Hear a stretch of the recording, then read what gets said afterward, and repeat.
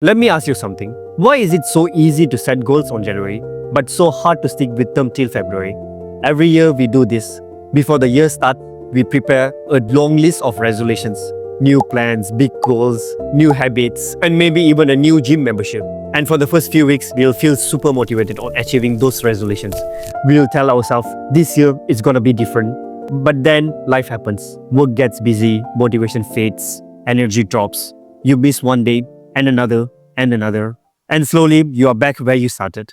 And it's not because you are lazy or you don't have the discipline. It's just because of the way you set your goals. It's not something that you can stick for so long.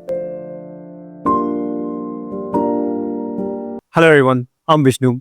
Welcome back to another episode of Strive Minded Podcast. In today's episode, we are going to talk about something that is very important. How to stick with your New Year resolutions and goals even after motivation fades. In this episode, I'm going to share 3 principles that are going to help you stay consistent with your goals in 2026. And another bonus point that most people ignore. These are the things that I learned through my own experience and also from seeing why most people quit after a few weeks. So if you feel like every year you start strong, but you can't stay consistent with your New Year resolutions, this episode is for you. Let's start with the biggest mistake that most people make, which brings us to point 1. You are trying to chase too many goals. There's a saying, if you chase 2 rabbits, you'll catch neither. Same applies to your goals and your resolutions for the year. Once you have a long list of resolutions, you wouldn't know which one to focus on, which goal you have to give priority on. At the start of the year, we want everything. We want to be more productive, we want to read more books, wake up at 5 a.m., lose fat, build muscle, save more money, travel more. The thing is, ambition is not the problem. Scattered ambition is the problem here. Because when you try to focus on everything, your energy gets diluted. Your attention gets divided. Because you can't go all in on 5 different directions at the same time. So here's what I would suggest. Take a pen and paper and write down your top 10 goals for the year. Your top 10 resolutions that you want to achieve for the year. And from that top 10 goals, pick 3.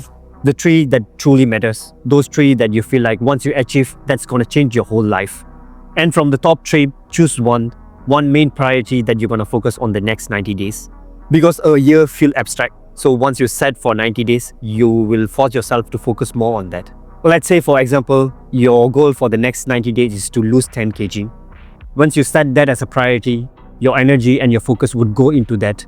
You wouldn't simultaneously focus on any other goals or start 3 side projects. So ask yourself, what would be my main focus for the next 90 days?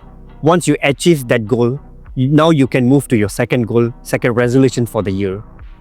Now, even if you choose your goal properly, most people will still fail. Why? This brings us to point 2. Stop relying on willpower. This brings us to the importance of having the right environment, because your environment shapes your success.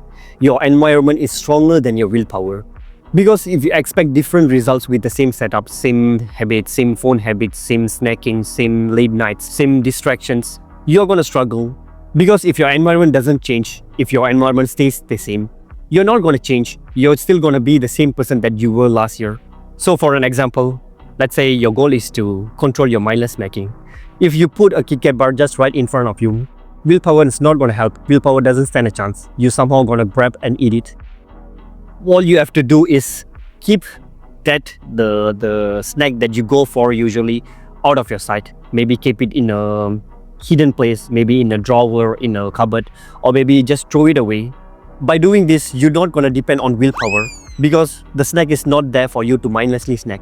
Or even you can replace that with a healthy snack. And another example, your goal is to be more productive, to focus more on your task. But you have a habit of doom scrolling time to time. What you can do is not to keep your mobile phone in the room while you are working. You can either keep it in a different room in your kitchen, or a simpler way is just to turn your phone upside down and put it in the airplane mode. This way you don't have the trigger to get that and doom scroll. Because when your environment supports your goal, you don't need to negotiate with yourself every time. You will just follow the system. So learn how to design your environment that will support you to achieve your goal without being dependent on willpower. Even if you follow the point 1 and point 2, you're still going to mess up. And that's where most people quit. And that's what brings us to point 3. Plan for the break. Here's the important thing. Consistency is not about never missing. Consistency isn't a straight line. You're going to fall someday. Most people have this mindset. It's about going all in or nothing. where most people will stay strict with their routine or system for the first few days or weeks. Then they'll miss one day.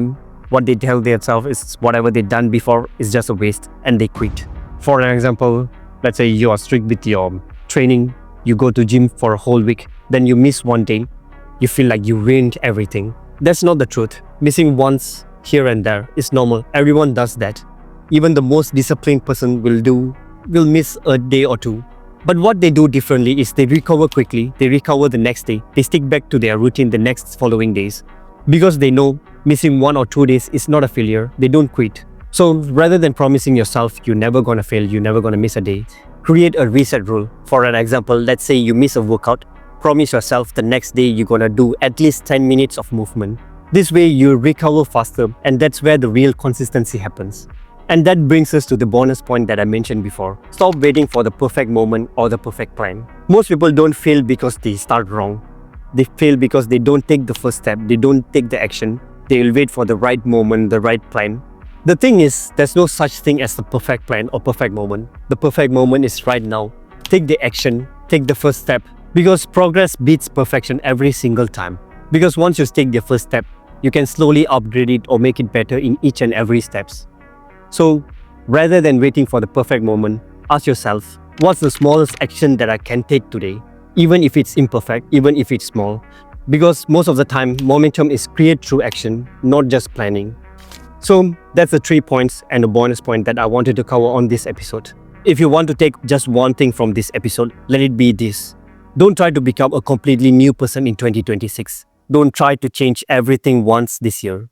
Rather than that, follow the points that I've given on this episode and let me know how it helped you to achieve your resolutions for the year.